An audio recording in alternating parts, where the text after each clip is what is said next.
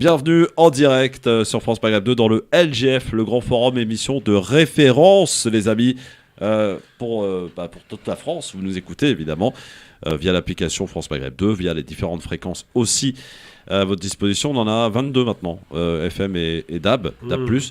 Et l'application, vous pouvez télécharger évidemment. Et vous pourrez nous écouter par exemple à Londres, comme Absakara Mustafa qui est avec nous. Bonsoir madame.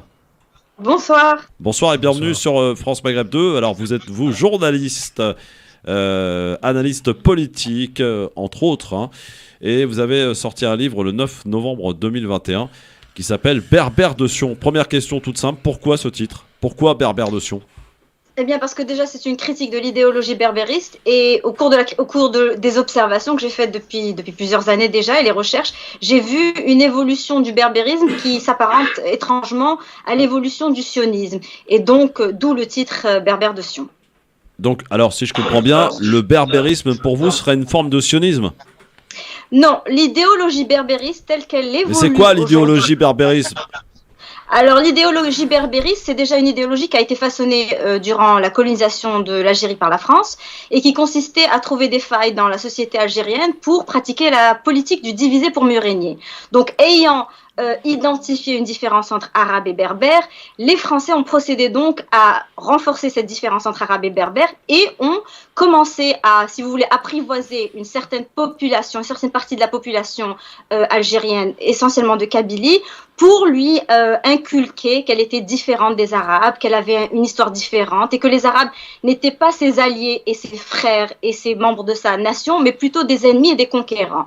Et donc c'est comme cela que s'est façonnée l'idéologie berbériste au début de la colonisation française, qui a peiné d'ailleurs à prendre pendant les premières années de la colonisation, mais qui a pris un essor fulgurant après l'indépendance avec la création de l'Académie berbère, qui a créé tous les mythes que nous connaissons aujourd'hui quand on observe les berbères, c'est-à-dire le drapeau, le fanion berbère qui est aujourd'hui très répandu au Maghreb et en France et au Canada, le calendrier berbère également, la langue qu'on dit être la langue des berbères, à savoir le tamazight, qui n'est pourtant parlé par personne. Donc voilà toutes ces choses-là qui aujourd'hui font partie du lexique du berbère, sont l'héritage de l'idéologie berbériste façonnée par la France. Comment vous pouvez dire que cette langue est parlée par personne, par des millions de gens au Maghreb, madame? Tamazight.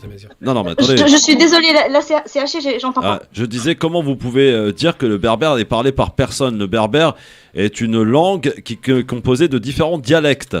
Non, je n'ai pas dit que le berbère n'était pas parlé par personne, j'ai dit le tamazight était parlé par personne. Bien évidemment, à travers le Maghreb, on parle le kabyle, on parle le chewi, on parle le mozabite, qui sont des dialectes du berbère. Qui font partie des dialectes, qui font partie du patrimoine maghrébin indéniablement. Et sur ce point, je ne le nie absolument pas. Ce que je nie, en revanche, c'est l'existence d'une langue commune qui, aujourd'hui, jusqu'à présent, et au moment où je vous parle, elle n'existe pas. C'est-à-dire il y a un procédé, au moment où je vous parle, de codifier une langue et de créer, un peu comme on a créé l'espéranto, dans l'espoir de créer une langue commune européenne, mais qui n'a jamais vraiment pris. Et donc, on est en train de faire un rafistolage linguistique pour inventer une langue qui serait la langue de tous les berbères. Mais en faisant ça, non seulement c'est faux parce que personne ne le parle, mais en plus on risque de perdre justement le véritable patrimoine berbère qui est celui des Chewi, des Kabyles, des Chelha, etc. Gamal. Moi j'ai lu le livre, donc c'est un livre très intéressant. J'ai vu aussi les critiques formulées de gens qui ne l'ont pas lu, parce que c'est évident qu'ils ne l'ont pas lu, sinon ils n'auraient pas parlé de racisme ou d'antisémitisme, ce qui était ridicule. Mais surtout, ce qu'il faut rappeler, moi, ce qui m'a intéressé, ce qui m'a interpellé dans ce livre, c'est pas le fait qu'on parle des berbères en bien ou en mal, puisque le berbère est un fait, évidemment, maghrébin, et c'est un fait majoritaire aussi, mais c'est un fait qui commence enfin, de la part des berbéristes, donc ceux qui ont un problème avec l'arabité, alors que c'est une civilisation avant toute chose, ils font croire aujourd'hui que l'Algérie, le Maroc et la Tunisie ne seraient que des berbères, ce qui est quand même très amusant. C'est une insulte à mes ancêtres parce qu'évidemment ils étaient carabophones et qu'ils étaient arabes. Et la question que je pose aujourd'hui pour clarifier la situation, c'est effectivement, est-ce que ce livre est un livre de clarification de l'existence des Arabes au sein du Maghreb arabe et berbère, ou est-ce que c'est un livre qui voudrait diviser ? Absolument pas divisé, au contraire, c'est justement une critique d'une idéologie qui, elle, a pour but la division. Moi, j'essaye, par le biais de ce livre, par le biais de ce modeste ouvrage, de rapporter quelques clarifications, quelques explications historiques pour justement briser ces mythes qui ont été apportés et qui ont été propagés par les berbéristes qui sont soutenus à bout de bras par notamment la France et aujourd'hui le Canada et même Israël, d'ailleurs on le sait, puisque certaines personnalités comme Farhat Mehani du MAC s'est rapproché de l'État d'Israël, reçoit des fonds, etc. Donc absolument pas. C'est justement pour rappeler qu'il y a toujours eu une communalité entre les Arabes et les Berbères, qu'il n'y a pas eu de différence et que les Arabes, plutôt que d'avoir été des conquérants et des ennemis des Berbères, ont été des alliés de la première heure. Voilà ce que je rappelle dans ce livre. Donc c'est absolument pas un livre anti-berbère, c'est au contraire un livre pour rappeler la véritable histoire de l'Algérie qui aujourd'hui est en train d'être effacée et modifiée par ces idéologues qui, eux, sont racistes. Parce que justement, quand vous regardez les discours des berbéristes aujourd'hui, il y a deux thèmes qui reviennent sans cesse à la surface. C'est de justement dire aux Arabes, vous êtes étrangers à cette terre. Donc quand bien même les Arabes sont arrivés il y a 14 siècles, au bout de 14 siècles, j'ose imaginer quand même, on est un peu chez nous. C'est-à-dire qu'aujourd'hui en France, quand quelqu'un vous dit retournez chez vous, on a tendance à les associer à l'extrême droite. Donc ces berbéristes qui disent sans cesse retourner en Arabie sont des racistes par définition. Et secondo, ils essayent en plus d'effacer 14 siècles d'histoire maghrébine, c'est-à-dire qu'il y a une présence arabe, quelle que soit votre position, ça fait 14 siècles que des Arabes sont au Maghreb, ils ont façonné l'histoire, ils ont imprégné l'histoire du Maghreb, et sur ce point, on ne doit pas le nier, alors, on ne doit pas... Elle a raison là-dessus. Alors, juste avant que tu parles, Tarek, il n'y a pas de souci, je vais juste quand même faire un petit... une petite parenthèse, chère madame, j'ai pas lu votre livre personnellement. Par contre, j'ai effectivement écouté quelques-unes de vos vidéos, regardé aussi quelques-unes des critiques, c'est important. Il y a quelque chose qui, moi, personnellement, me dérange dans votre démarche. C'est la suivante. Effectivement, alors que vous dénonciez le discours fasciste, n'ayons pas peur de le dire, du MAC, qui, on l'a vu d'ailleurs dernièrement, l'été dernier, n'a pas hésité à utiliser les méthodes les plus crasses pour faire ce qui s'est passé en Algérie et notamment dans les forêts de leur propre région qui est la Kabylie. On est d'accord que vous disiez effectivement que Farhat Mehani parte en Israël et que voilà, il est reçu par un tapis rouge. Il a même été d'ailleurs présenté cette pseudo carte d'identité tamazight qui n'existe pas avec le drapeau. On est d'accord. Par contre, moi, ce qui me gêne un peu plus, c'est que j'ai l'impression que je vous ai regardé une vidéo, et c'est là que j'aimerais vous questionner, une vidéo dans laquelle vous disiez qu'avant les Arabes, il y avait rien de berbère au Maghreb. Ça me dérange, madame. Je n'ai pas dit qu'il n'y avait rien de berbère. J'ai dit que qu'il n'y a pas de corpus littéraire écrit en berbère, donc c'est pour revenir au fait que Tamazight n'a jamais existé. Il n'y a pas d'architecture proprement berbère, c'est-à-dire qu'aujourd'hui tout ce qu'on associe à l'architecture que l'on décrète berbère, c'est en fait de l'architecture arabe, ou alors on a des ruines romaines. Donc tous ces apports civilisationnels qu'on veut à tout prix berbériser, notamment quand on dit par exemple que l'Andalousie est berbère, c'est faux, c'est une falsification historique. Donc l'époque de la Numidie, ça n'existe pas. Je suis désolée, mais par exemple si on va me dire que les ruines de Djamila c'est arabe, ce serait faux, parce que c'est pas les ruines, elles n'ont pas été construites par les Arabes. Idem pour l'amphithéâtre d'Orange, ça n'a pas été construit par les Arabes. Donc je trouve qu'il faut rapporter l'histoire et la rapporter de manière correcte. Ce n'est pas offensant que de rappeler des vérités. Et j'irai même encore plus loin. Beaucoup des mythes aujourd'hui dont se glorifient de nombreux berbères, notamment en parlant de la Kahina et tout, n'existeraient pas. Je précise je fais cette précision. N'existeraient pas si des écrivains, des historiens, des chronologues arabes ne les avaient pas enregistrés. C'est-à-dire qu'il n'y a pas l'histoire racontée par les berbères n'existe pas. L'histoire du Maghreb pré-arabe n'a été écrite et inscrite que par les Romains. Nous n'avons que des sources romaines, donc occidentales, ou les sources arabes. Et donc, la vérité, c'est qu'il n'existe pas un corpus littéraire berbère. C'est une réalité, c'est comme ça. Tarek. Ouais, alors moi, ce que je trouve très pertinent dans ce qu'elle vient de dire, sur les plus de 14 siècles d'histoire qu'on a, c'est rattaché bien sûr à une arabité et à l'islam. Et j'ai remarqué que beaucoup de gens issus de l'extrême droite soutenaient les mouvements berbéristes. D'ailleurs, Zemmour le fait lui-même. Absolument. 15 siècles de chrétienté qui s'est faite elle-même dans le sang en France, à travers la mise en esclavage de beaucoup de gens, la vente de Normands et de Bretons. Tout ça, il n'y a pas de problème. Donc, c'est 15 siècles de chrétienté. Et là, c'est quand même pas mal d'avoir ce rappel qu'on a 14 siècles d'histoire. Donc, on a autant de légitimité à se reconnaître de ces identités comme le font eux-mêmes à dire, oui, voilà, nous avons 15 siècles de chrétienté et nous sommes helléno-romains. Ce parallèle, en tout cas, je vous remercie en tout cas, parce que, vous savez, ce débat arabophone, arabisant et berbériste, je ne sais pas si vous avez vu que ça fait beaucoup de dégâts sur Twitter et que moi-même, j'ai eu beaucoup de jeunes dont je m'occupais en banlieue. Ça a créé des tensions, voire des bagarres. Est-ce que vous en êtes consciente, ici même en France? Absolument. Et d'ailleurs, ce livre vient en quelque sorte comme une réponse à tout ce qui se passe non seulement dans la société algérienne, non seulement dans la société maghrébine, mais aussi justement à travers les réseaux sociaux et les influences et l'impact que ça a au-delà, notamment en France. Donc évidemment, moi j'ai souvent rencontré des Maghrébins de France qui me posent la question: est-ce que tu es kabyle? Est-ce que tu pars en Kabylie? Est-ce que tu connais des gens kabyles? Est-ce que vous, les Arabes et les Kabyles, vous parlez? Mais un discours absolument hallucinant. C'est-à-dire, on a l'impression de l'étranger par rapport à au mythe que véhiculent ces berbéristes, qu'il y a une différence tellement marquante. On a l'impression que c'est Gaza et les Israéliens. Bah, évidemment que c'est faux, fort heureusement.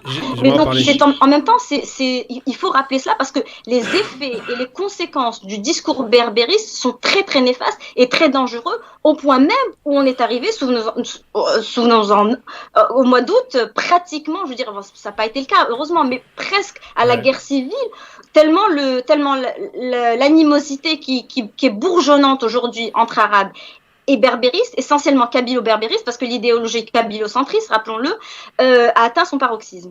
Moi, j'ai envie de dire une chose importante, parce que ça va choquer, mais je m'en fiche complètement. Rappelons que ça n'a pas eu lieu du tout, parce que justement, rappelez-vous de cette affaire de Djamel, lâchement assassiné, et du discours du père de Djamel. Oui. Rappelez-vous. Mais il a éteint quoi? Il a éteint les propos racistes qui avaient été tenus. Les Arabes sont des animaux. C'est ça qui était dit. Les gens qui ont il y a eu des propos racistes des deux côtés, Gamal. Non. J'ai pas envie de faire de la surenchère là-dedans. Non, je fais pas de surenchère. Ça. Je dis que ceux qui ont brûlé Djamel, donc il n'y a pas à discuter. Ouais. On va pas les dédouaner, c'est des barbares. Ces gens-là ont dit les Arabes sont des animaux en le brûlant. Alors moi, j'ai des amis kabyles que tu connais certainement qui ont dit nous ne sommes pas Daesh, on ne peut pas faire ça. Ils ont été choqués eux-mêmes. Parce qu'il y a un problème. Le problème a été créé par la France et je vais vous expliquer qui est Jacques Bennett, puisqu'on en parle dans le livre. C'est celui qui a inventé, je suis très précis, l'alphabet berbère. Le tifinagh, comme on l'appelle, n'est pas un alphabet, ce sont des idéogrammes. Sauf que lui, pour créer un mythe unitaire berbère nord-africain qui n'a jamais existé, ils n'ont jamais été unis, on le sait très bien. Il suffit de voir dans le Rif, toutes les tribus se battaient entre elles avant l'arrivée des colons. Eh bien, il a créé une division entre Arabes et Berbères qui n'existait pas avant la colonisation. Ça n'a jamais existé. C'est le diviser pour mieux régner. Eh bien, Jacques Bennett, c'est un copain de Mitterrand et de De Gaulle. Donc, ça vous dit un petit peu ça. Et il le fait en quelle année? Il le fait 3 ans après la fin de la guerre d'Algérie, la défaite française. Comme les Français l'ont mauvaise, ils vont créer une division chez nous artificielle. Donc, j'ai entendu une fois, je me suis pris la tête avec un chroniqueur à la radio, qui a osé me dire qu'en Irak, c'était les sauvages parce que c'est des Arabes. On l'a entendu. En sous-jacent. Et qu'en Algérie, si le Hirak se passait bien, c'est parce qu'on n'est pas arabe. Et moi, je lui dis, mais qui es-tu pour dire que je ne suis pas arabe? Moi, je ne te nie pas ta berbérité, et j'en suis fier que tu sois berbère, mais tu n'as pas nié mon arabité. Et ça, c'est un problème qui doit être réglé. Il faut, une bonne fois pour toutes, ne plus entendre le discours précolonial et post-colonial. Je trouve aussi que tout ça est très centralisé sur l'Algérie, sur la reconnaissance même de l'existence de l'Algérie, et que derrière tout ça, ces idées-là, justement, qu'on dénonce, Éric Zemmour aime à dire que l'Algérie est un État qui est central pour nous quand même au Maghreb, il faut le dire. Qu'on le veuille ou non, l'Algérie est centrale et vitale pour tout le Maghreb. Absolument. Et quand ça va mal en Algérie, ça va mal dans le reste du Maghreb.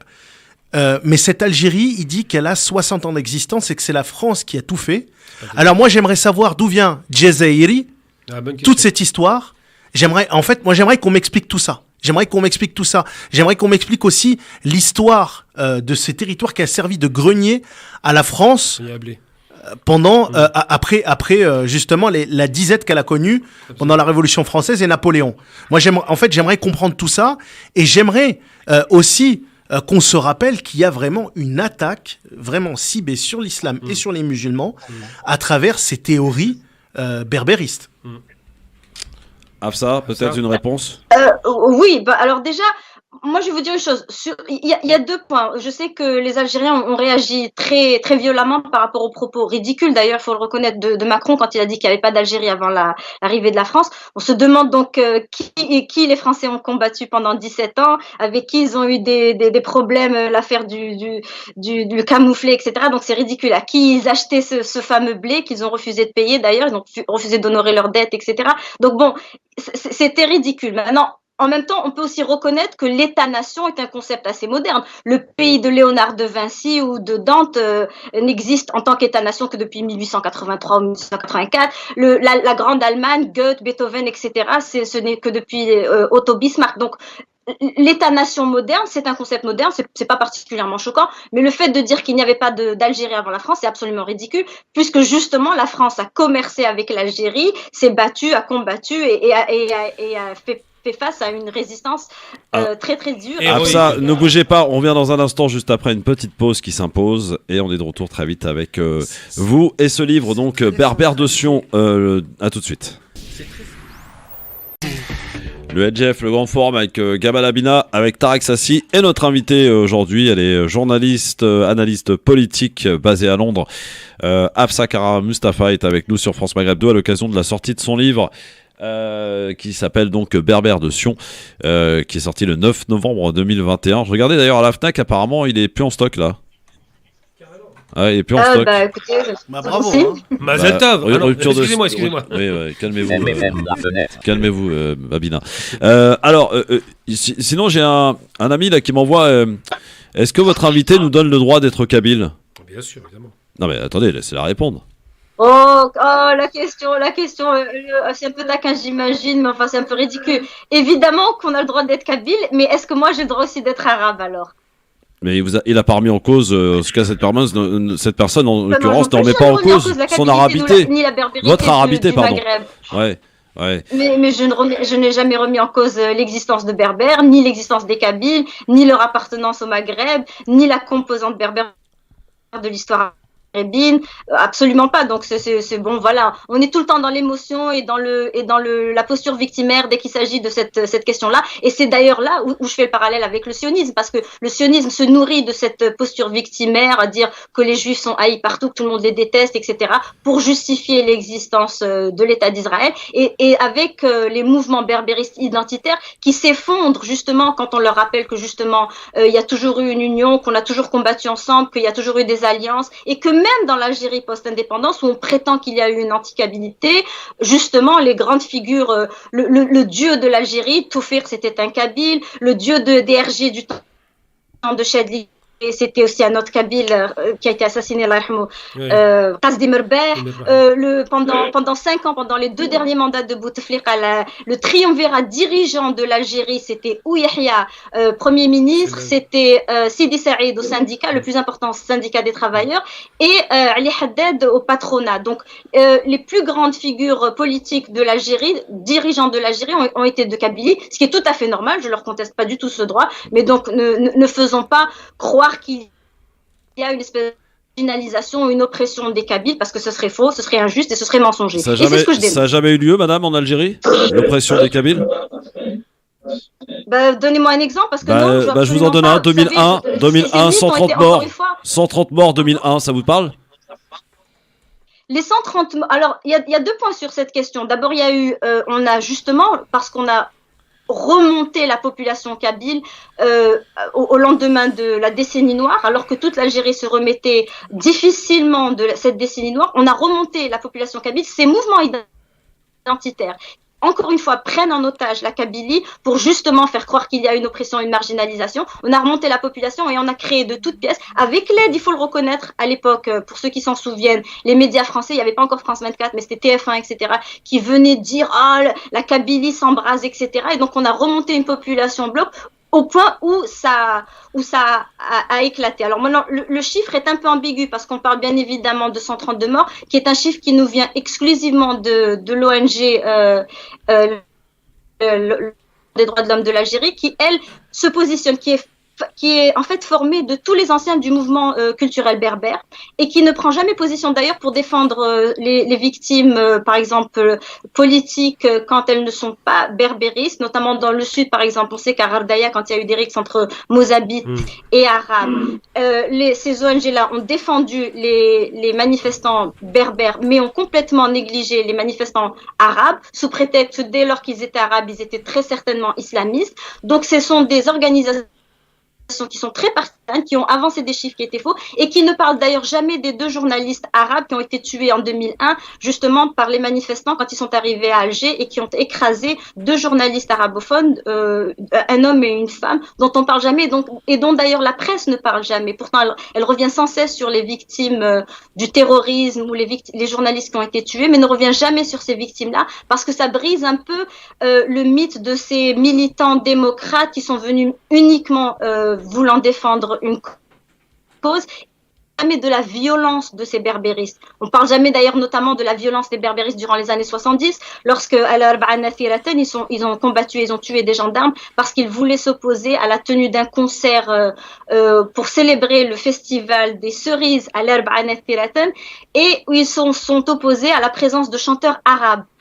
Donc on voit bien que derrière tout ça, il y a toujours une animosité anti-arabe qui anime certains de ces militants qui ont recours à la violence et dont la violence n'est jamais dénoncée justement parce que ça va à l'encontre du discours de la doxine. Moi je détecte qui fait qu'on veut présenter la Kabylie comme étant opprimée. Oui, mais moi je détecte quand même, pardonnez-moi de vous le dire madame, hein, encore une fois, j'ai pas lu votre livre, je détecte quand même une certaine animosité envers les Kabyles. Je le sens madame, je le lis, je l'entends. Et ça, c'est dérangeant. Écoutez, si vous lisez ça c'est. Oui, c'est ce que j'entends, madame. Moi, j'ai pas lu votre livre, mais je vous écoute parler depuis tout à l'heure. Je sens une. Là, vous avez. Je suis pas d'accord avec ça. Peut-être t'es pas d'accord. Moi, c'est ce que je ressens. C'est parce que t'as pas lu le livre. C'est ce que j'entends, madame. D'une accusation qui. Non, c'est pas une accusation. J'écoute. Je vous écoute, madame. Absolument très assumée envers l'idéologie berbériste. Sur ce point, j'espère que c'est très très clair. Maintenant, envers les berbères, je sais pas. Maintenant, s'il va falloir sans cesse. Juste histoire pour ne pas parler de ce qui se passe et un peu faire la langue de bois, non, c'est pas le genre de la maison. Je vais critiquer tout ce qui mérite d'être critiqué. J'ai très souvent critiqué toutes les figures politiques. Je vous parle de 132 morts en Kabylie, vous me parlez de 2 Arabes qui ont été tués ou qui ont été écrasés, madame. Je vais répondre à ça. Ouais. C'est important parce que quand même, on peut tout entendre. Bon, 130 morts, quels que soient les morts, c'est condamnable et il faut toujours dire qu'on le condamne. Sauf que moi, j'ai entendu cet argument à une époque avec un copain kabyle avec lequel je me suis froissé et j'ai pas aimé parce qu'il m'a dit pourquoi vous étiez pas là quand on a eu 130 morts en Kabylie. Moi, je lui ai répondu que dans ma famille, 3 morts, dont un kabyle d'ailleurs, et policier. Et je lui ai dit, mais les 250 000 morts algériens, ça compte pas? C'est plus important, 130 morts en Kabylie. Ça n'a rien à voir, Gamal. Non, ça a à voir. C'est le même pouvoir. Ça n'a rien à voir. C'est le même pouvoir qui a fait Franchement, se quereller pour des morts, non, les morts, c'est des morts, c'est triste. Je trouve pas que ce soit kabyle, il n'y a pas un mort plus qu'un autre. Ou quoi que ce soit, c'est pareil. Mais il n'y a pas un mort plus important qu'un autre. 250 000 Algériens, dont les 130 morts qui ont été tués par ce même pouvoir. Je le rappelle, c'est le pouvoir qui faisait la guerre au peuple.